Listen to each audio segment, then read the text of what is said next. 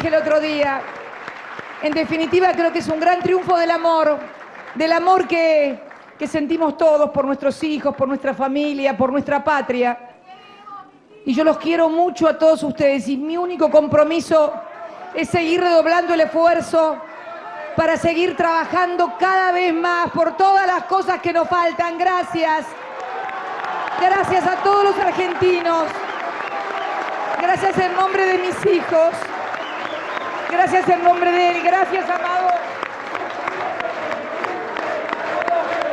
por acompañarnos. Gracias a los compañeros gobernadores, a todos los legisladores, a todos los que nos han acompañado. Mucha fuerza. Fuerza Argentina. Adelante, Argentina. Fuerza Argentina, que vamos a seguir creciendo con inclusión social, con justicia, con memoria y con verdad. ¡Vamos todavía! Muchas gracias. Muchas gracias. Porque los pibes estamos de fiesta. Le vamos a demostrar que esto no se puede, volveremos a ganar. Soberano de paz.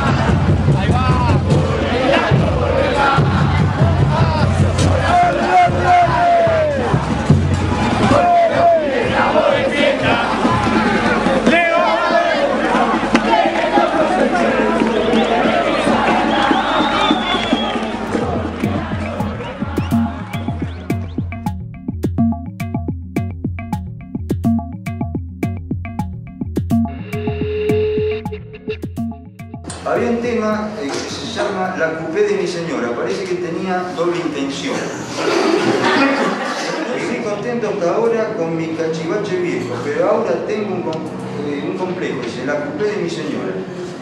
Se me ha puesto empacador y lerdona para arrancar. La tengo que calentar, cosa que antes no lo hacía. Y apenas me subía en frío, la hacía arrancar. Bueno, eso, adiós. Fue detenido, creo. Seven Up. Prohibieron la publicidad de Seven Up, porque si no había que decir 7 arriba. Está prohibido.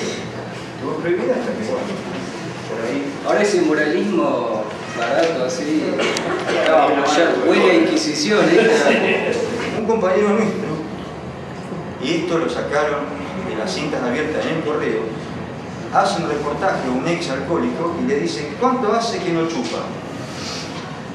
Lo sancionaron en la radio, se armó, es como si hubiese dicho, pero una tremenda atrocidad. Esas son cosas que a mí se me había ocurrido como veterano en esto, para conocimiento de la gente más joven, y las cosas que ocurrieron, ya les digo, cosas que se palparon ahí en el momento, como fue esto de toda Qué difícil hacer radio en ese tiempo. Y había que hacer radio, ahora... ni les cuento para hacer información. Porque ahí entra a tallar la autocensura, porque uno no sabe lo que puede pasar. Si a un milico que está escuchando no le gustó determinada información, uno tenía problemas. Entonces entra a tallar la autocensura, porque uno no sabe qué es lo que va a pasar. Nosotros con un muchacho, que lo voy a nombrar porque es un espléndido periodista, en este momento vive en España, donde tuvo que refugiarse en la época de la dictadura. Y este muchacho, Carlos Giachinandi, trabajaba con nosotros en el informativo y se enteró que tenía la lista. Y atrás de él estaba Ángel Capa, técnico del sur. Los dos se tuvieron que ir de Bahía Blanca porque después que mataron a Henry Loyola, acá había un sindicato de prensa en poder de los trabajadores. El sindicato de prensa ahora de Bahía Blanca está en poder de la nueva provincia. El sindicato de prensa en aquel entonces estaba en poder de los trabajadores. Y en la comisión había trabajadores, no como ahora que hay jerárquicos de la radio o de la nueva provincia. Bueno, nosotros, fíjense a propósito de las dificultades que hay para escuchar ahora las emisoras, nosotros escuchábamos en directo Radio Colonia de Uruguay, que era la manera de enterarse de qué pasaba en Argentina. Y con Carlos Giachinandi a la mañana, estábamos los dos de turno, nos rebuscábamos la manera de ver cómo decir algunas cosas que no se podían decir. O sea, habíamos recorrido una relación tan rebuscada para decir algo de alguno la va a pescar. ¿Cuál era la realidad? Lamentablemente. Pensé que estaban atados a difundir nada más lo que ellos querían que ustedes difundieran. Y después había... Lo único que salía al aire era lo que decía los milicos. Claro. La Arabia decía... Era así. Se podían pasar una vez que venía el papel firmado por Andrés Vila o que estaba de turno. Si no, no se podían pasar. Nosotros tuvimos un muy buen cronista de interiores que vive ahora en el sur del país, que cada vez que pasaban el tema de los famosos tiroteos iba al lugar del hecho. Entonces después venía y decía, todas las balas van para un lado. ¿Qué tiroteo? Si todas las balas van para un lado. Pero había que decirlo porque el tiempo mandaba. No se podía decir otra cosa porque no corría peligro. Acá, en Bahía Blanca, nosotros en el ambiente radial tuvimos un caso de un muerto, Mario Volgas, que era locutor de U7, e incluso en las pancartas que últimamente he visto frente para la universidad, vi una foto de él, que se lo llevaron por error. Así que esa es una época que me tocó vivir y que realmente yo pido que nunca más se repita. Que ustedes que son jóvenes cuiden a la democracia, puede tener imperfecciones, pero hay que cuidarla. Ustedes ahora tienen la alternativa a los medios, pueden escuchar, como decíamos acá recién, hay diferentes posiciones, diferentes opiniones. La nueva ley de medios es una bendición. Estamos viviendo una etapa completamente distinta, hay que defenderla. Hay amplia libertad de expresión, lo que puedan escuchar en contrario son mentiras. Y una referencia más, los golpes, recuerden siempre, y Cristina lo remarca, son cívico-militares. Siempre han sido cívico-militares. O sea que hubo civiles que colaboraron con los militares. Y por eso ocurrieron muchas de las cosas que ocurrieron. Porque en definitiva el golpe y toda esa dictadura que lo que hace es desarticular todo el tejido sociocultural, tiene por objetivo imponer un sistema económico. Y de hecho hay una cantidad de empresas que han sido, dicen empresas colaboracionistas, en realidad no son colaboracionistas, son las empresas que hicieron el golpe. Sí. Bueno, acá obviamente la nueva provincia de la cabeza de las preferencias, pero a nivel nacional las empresas de Marita Faltavari, Clarín, La Nación, La Razón, Ford, Mercedes-Benz, Ledesma, Loma Negra, poco más tarde, pasado mañana, las multinacionales que vienen y se instalan justamente beneficiadas por el tipo de plan económico extranjerizante que se implanta, porque además esto hay que ponerlo también en esta perspectiva, se desmonta todo el aparato productivo de un país que había tenido un desarrollo industrial más o menos importante, especialmente con el gobierno de Perón. Digamos, todo eso de alguna manera se desmonta. La industria que queda en pie es la industria que está, digamos, a favor de golpe, que es un poco una parte de la industria automotriz, no toda, porque por ejemplo General Motors se fue, y eso que General Motors no es una empresa de las más simpáticas que hay, pero se fue. General Motors en el 78 levantó el campamento y se las tomó. Pero Ford, por ejemplo, todo el mundo ha escuchado hablar de Ford Verde, bueno, digo, hay un vínculo. Mercedes-Benz tiene operarios desaparecidos, digo, en esa causa incluso está involucrado los cabos. Sí. Entonces está bueno empezar a entender esto, porque incluso los propios medios de comunicación, los que tienen posición dominante, durante décadas nos han vendido el cuento de la dictadura militar, arrogándose ellos la función de defensores y promotores de los derechos humanos, cuando en realidad fueron los primeros en colaborar. Por ejemplo, lo que pasa hoy con Zaffaroni, hay que ponerlo en contexto, ¿no? No es solamente Zaffaroni, es Zaffaroni, es SEBE, es Estela, que son los organismos de derechos humanos en su conjunto. Digamos, es todo el emergente social vinculado con los intereses de los sectores populares que hoy está siendo atacado por estos medios. Entonces, hay que ponerlo en contexto. Incluso, con todo lo que se puede discutir de la explosión de los sindicatos, la denominada burocracia sindical, además donde hay personajes deleznables como Pedraza, como Zanola, como un montón de tipos. Pero también ese ataque al movimiento sindical está enmarcado en ese contexto, es decir, el ataque en contra de los sectores populares. Por eso, digo, el tema de los medios, porque es muy lindo decir, no, sí, yo hago hago un programita. En realidad, todo eso también hay que ponerlo en caja, porque en esta sociedad moderna los conocimientos se transmiten a través de los medios de comunicación. Y la información es poder, digo, la información, la que te dan, pero fundamentalmente la que no te dan. Y la que te dan, ¿de qué manera te la dan? Digo, hoy hablábamos de este tema de la objetividad, ¿no? De los medios, sobre texto de esta idea de objetividad, le ponen a uno cualquier contenido queriendo convencer de que eso es la verdad porque el periodismo es objetivo. Y no, de ninguna manera, y menos si el medio es grande. Hoy, por ejemplo, vemos que el grupo Clarín o La Nación son activos participantes del negocio sojero. Ellos montan Expo Ave.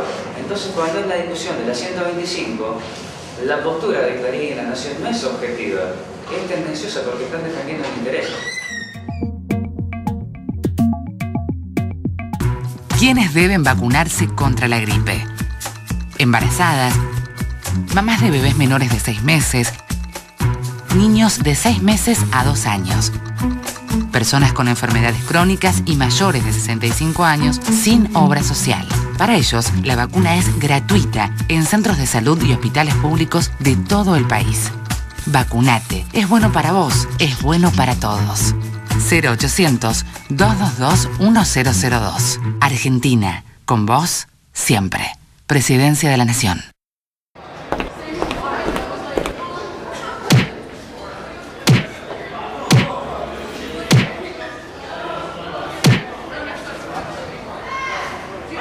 La violencia en la escuela tiene graves consecuencias. Hagamos un buen trato.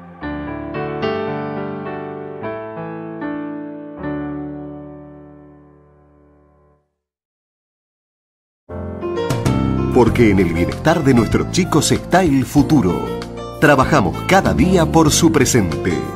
Honorable Consejo Deliberante de Bahía Blanca. Junto a la comunidad.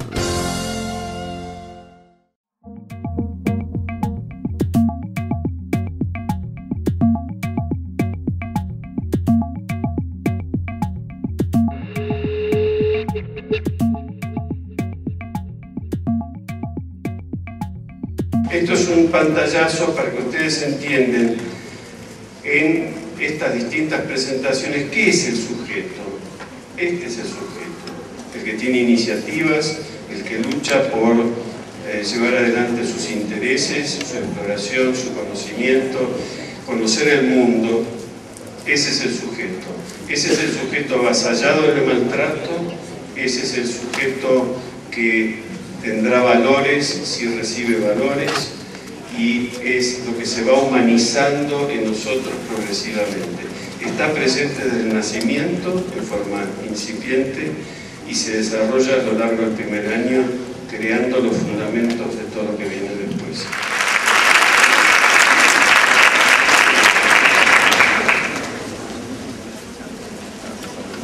Estas son las segundas jornadas dedicadas a la primera infancia que hacemos en Bahía Blanca y tienen continuidad con las primeras, y el sentido de estas jornadas es un doble sentido: trabajar con efectores que trabajan con niños todos los días, profesionales, docentes, equipos técnicos, en el día de hoy, que es una jornada más vale académica, y mañana una jornada comunitaria, donde vamos a estar trabajando en los barrios con niños y sus papás.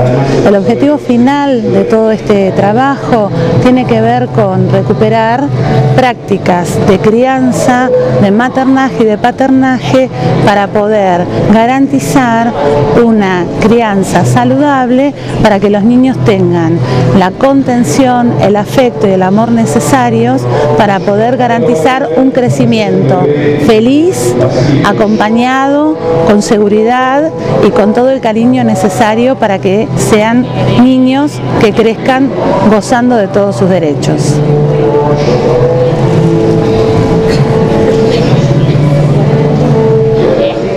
Ahora bien, ¿qué nos pasa cuando nosotros tenemos un paciente o tenemos un alumno que tiene trastornos de conducta? ¿Qué es lo que nos viene a la mente o qué estamos tratando de pensar nosotros cuando nos viene esto? Y probablemente tratamos de encontrar una explicación de por qué le pasa esto a estos chicos y decir, bueno, estos chicos probablemente los padres realmente no lo están cuidando mucho y por eso este chico tiene dificultades conductuales. Probablemente estos padres no le sepan poner límites y por eso este chico está así. Sí, la Semana de la Infancia surge como proyecto a partir de la asistencia a un congreso de pediatría en la ciudad de Buenos Aires, donde presentaron un proyecto similar en Brasil. Entonces se pensó la posibilidad de poder hacerlo en Bahía Blanca, considerando que es muy importante hacer toda tarea de prevención y promoción en la primera infancia. Tengamos en cuenta que la personalidad del ser humano se constituye durante los primeros 5 años de vida. Entonces, qué importante es poder abordar la educación, la salud en esta etapa. El niño de hoy es el hombre de mañana, pero sobre todo es el padre del mañana, la madre del mañana, el profesional, el ciudadano. Entonces, nuestro objetivo es empezar con estos eventos, pero ir trabajando durante todo el año en comisiones para realizar talleres, charlas y poder llegar de esta manera a la comunidad y que se pueda concientizar de la importancia de los primeros 5 años de vida. Todo lo que se pueda hacer por los niños en el sentido de brindarles apoyo y darles las horas suficientes de cuidado materno, paterno, de docentes y de cuidadores. Cuando en el mundo, porque es un problema mundial, no se sabe qué hacer con los jóvenes que caen en conductas antisociales o conductas delictivas, como se dice frecuentemente, y se habla de bajar la edad de imputabilidad de los menores. Yo creo que ahí hay que responder con toda seguridad de que en el mundo entero no hay que bajar la edad de imputabilidad de los menores, sino que hay que aumentar las horas de paternidad, maternidad, docentes y cuidadores que hagan el trabajo que tienen que hacer con los niños para que puedan crecer y ser felices y no tengan estas dificultades.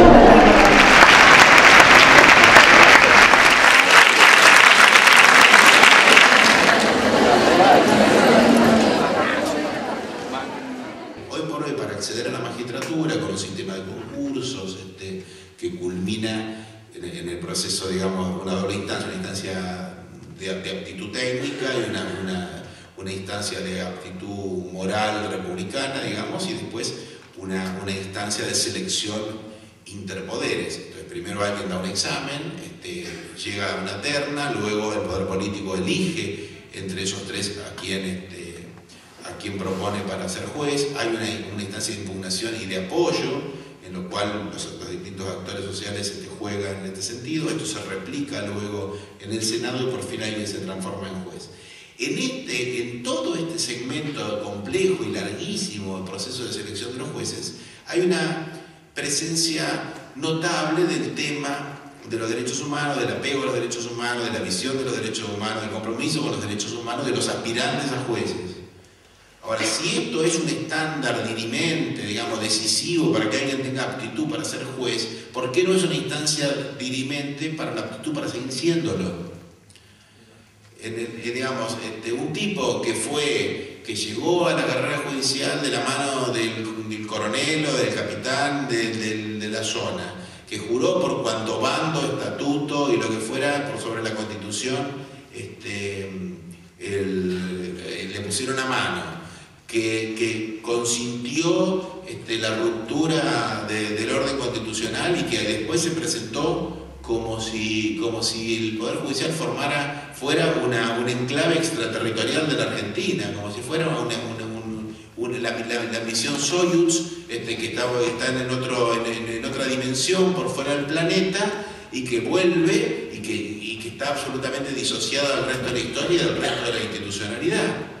De manera, ¿cuáles son las credenciales y la confiabilidad que tiene un magistrado, digamos, que consintió y actuó la parodia, la mascarada de una división de poderes durante una tiranía para después estar en condiciones de juzgar en democracia? Cuando digo los jueces, pero también detrás de esto están funcionarios, digamos, de un rango intermedio, ¿no? Muchos de estos personajes atravesaron el proceso de tibia inspección, digamos, del año 84, de la renovación de los pliegos para ser jueces, pero aun cuando muchos de ellos dejaron de serlo porque se fueron a la profesión de abogados, en fin, o eligieron otros destinos o se autoexcluyeron preventivamente, sí siguieron ocupando un lugar de relevancia, que es el lugar donde se cocinan los cuadros del futuro Poder Judicial, que son las universidades. Son lugares que a la vez funcionan como lugares de autodefensa, porque precisamente es un lugar también de poder, un lugar de prestigio, pero es donde se reproduce el discurso. ¿Qué abogados forman esos? ¿Qué abogados son los abogados que forman ese tipo de docentes? La masa crítica de conocimiento con el cual se hicieron los fallos del doctor Cavallo y los que siguieron, obedece claramente a la renovación instantánea que sufrió el Departamento de Derecho Penal de la Universidad de Buenos Aires con el regreso a la democracia. No quedó un solo profesor en el Departamento de Derecho Penal. Inmediatamente se produjo un muy dinámico proceso de modernización en ese área, en el área de Derecho Penal, pero no en otro, que permitió que al cabo de unos cuantos años hubiera una cantidad de profesionales y un cierto desarrollo del conocimiento que permitiera dictar, digamos, una sentencia de un altísimo contenido técnico que no pudiera ser refutada por los sectores que querían sostener la impunidad, digamos, más allá de todas las virtudes políticas de oportunidad para dictar ese fallo y para demandar que se dicte ese fallo, de saber aprovechar, digamos, las grietas de los juicios por la verdad. El más grande mérito que tuvo esa sentencia es que era inatacable técnicamente, porque nadie de lo que la criticaba podía argumentar un octavo de lo que se había escrito ahí. De manera que ese fue un plafón del que se partió, que garantizaba o daba chances muy fuertes de ganar desde esa perspectiva esa pelea. Tan es así que, bueno, alguna vez escribirá, ni siquiera la Corte Suprema de Justicia en los últimos momentos del menemismo y luego de la Alianza, cuando estuvo a punto de sacar fallos confirmando las leyes de evidencia de vida y punto final, pudo hacerlo. No lo hizo. Por cierto, habría condiciones políticas, pero también había que escribir contra eso. Había que argumentar. Y había que hacerlo con un poco de pudor también. Yo creo que nadie puede atribuirse para sí la narración de la historia, digamos, ser el notario de la historia del terrorismo de Estado, el que da fe de lo que sucedió, y menos el Poder Judicial. Ahora, el otro día debatía con la decana de la Facultad de Historia de la Universidad del Comahue, porque yo decía a ellos esto y ella me respondía: no te preocupes, hace mucho tiempo que la historiografía ya lo tiene resuelto. Digamos, el problema es que la historiografía ya lo tiene resuelto, pero los jueces no lo tienen resuelto. Y hay muchos que les encanta este discurso porque sienten que son los narradores de la historia y se empiezan a peinar para la foto. Y el problema de empezar a peinarse para la foto es que después solo se peinan para la foto. Y lo que empiezan a generar son respuestas distorsivas, digamos. En este sentido, lo mejor que nos puede suceder desde el lugar del Poder Judicial es que el Poder Judicial conservador, en sus formas, en sus rituales y en su austeridad, condene a los sectores sociales que históricamente los parieron. Me parece que en este sentido, para producir el salto cualitativo, digamos, paradigmático, el cambio de paradigmas, para dar un salto revolucionario, digamos, en la calidad del proceso judicial, hay que ser conservadores. Las audacias son las audacias técnicas y las audacias políticas con las que llegamos a esta escena. Pero las escenas, digamos, el contenido de los juicios para que tengan legitimidad y para que tengan legitimidad social, porque el imaginario social es un imaginario que nosotros no manejamos con nuestra voluntad y con nuestro producto, está ahí. Entonces, si los juicios se parecen a las asambleas universitarias, y si hay solemnidades que pueden parecernos ridículas y anacrónicas, como me parecen a mí o le parecen a Anabel, a pesar de que la justicia argentina en cuanto a rituales es un poco más sobria, no ponemos la peluca, ni la toga, ni nada, pero hay solemnidades, las asimetrías del espacio, que los jueces estén por sobre el resto de la persona, algo que ya Mariano Moreno repudiaba, digamos. Toda esta cuestión está instalada en el imaginario social, no es el momento de cambiarlo. Hay que hacer justicia con las herramientas que atraviesan a toda la sociedad en su propia concepción del sistema judicial. Después nos ponemos reformadores de esta cuestión. Digamos, algunas cosas así que vamos pensando, porque me parece que estamos ante un problema serio. De un lado tenemos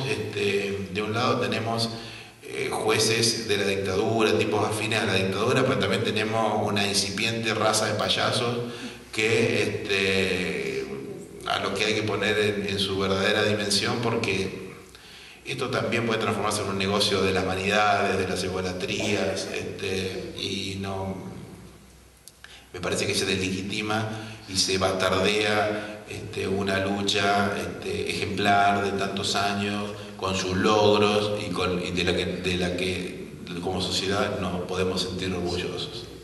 Bueno, conversemos.